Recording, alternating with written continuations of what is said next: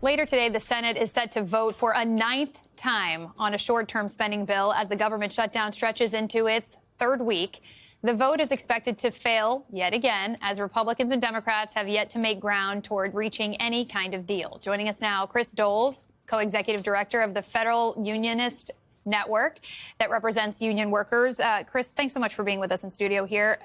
This is stretching into possibly its third week. What are you hearing from federal workers? How are they feeling in this moment? I mean, I help run an organization that specializes in organizing federal workers, federal unionists in particular, to stand up for our rights. So it's not surprising that I'm hearing federal workers who want to finally take the fight back against this administration and turn this shutdown into a showdown against the billionaire interests behind this administration. But what's interesting is that I'm not just hearing that. Senator Hickenlooper, other members of Congress are hearing that, surprisingly, large numbers, even as many as even majorities in some cases, are reporting that the federal workers they're hearing from are mostly interested in holding the line, because we've been the victims of a political attack all year long. This administration has been shutting down the government piece by piece since January. The shutdown didn't start on October 1st. This administration has been committed to, in the words of one of their icons, Grover Norquist, drowning the federal government in a bathtub. This is their ideology. Russell Vought is the main person executing this.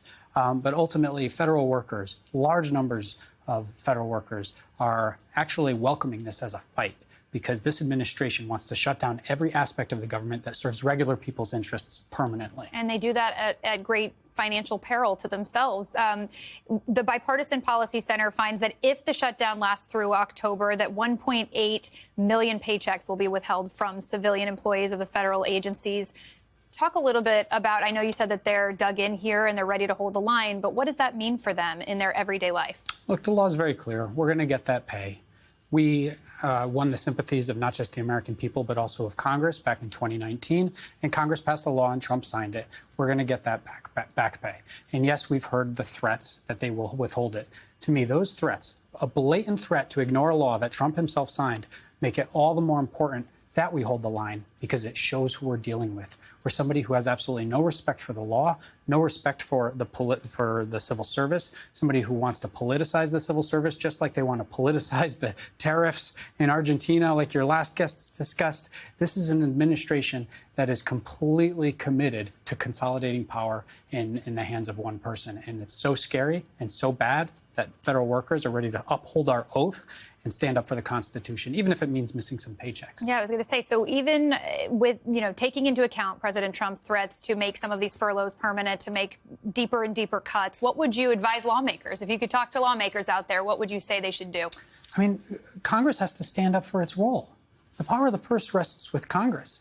This president is trying to take it away. If Congress won't stand up for their own institution, well, then the American people and federal workers who swore an oath to defend the Constitution will do it.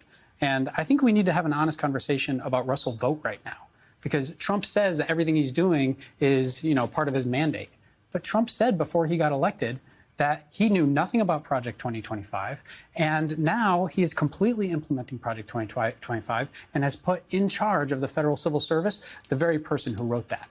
And we know that President Trump has found $8 billion to try to compensate for some of the military families, servicemen and women who need to get their paychecks. But there, of course, are other government employees who are going without pay, air traffic controllers. We're hearing about Capitol Police who aren't getting their paychecks now.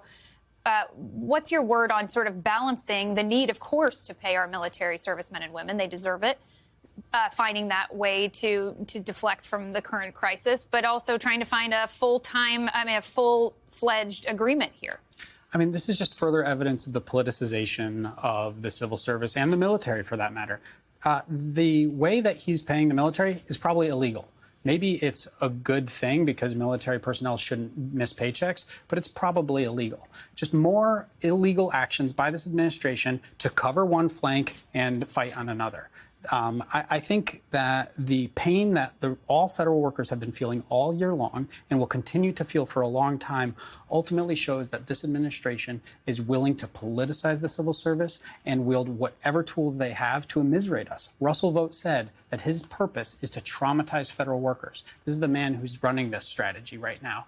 at the OMB. And federal workers are about to face health premiums going up as much. A majority of the 1% raise we're expecting next year is going to go towards health premiums. The same exact concerns that all Americans face if Congress doesn't hold the line and stop the Trump administration from consolidating more and more power in this moment. And of course, the legality of all of these moves is under scrutiny right now. Thank you so much, Chris Doles, for spending time with us. We appreciate it. If I may, just folks who want to help federal workers right now can join the movement by going to savepublicservices.com and join the federal workers who are on the front lines fighting for our democracy. Chris Doles, thank you very much.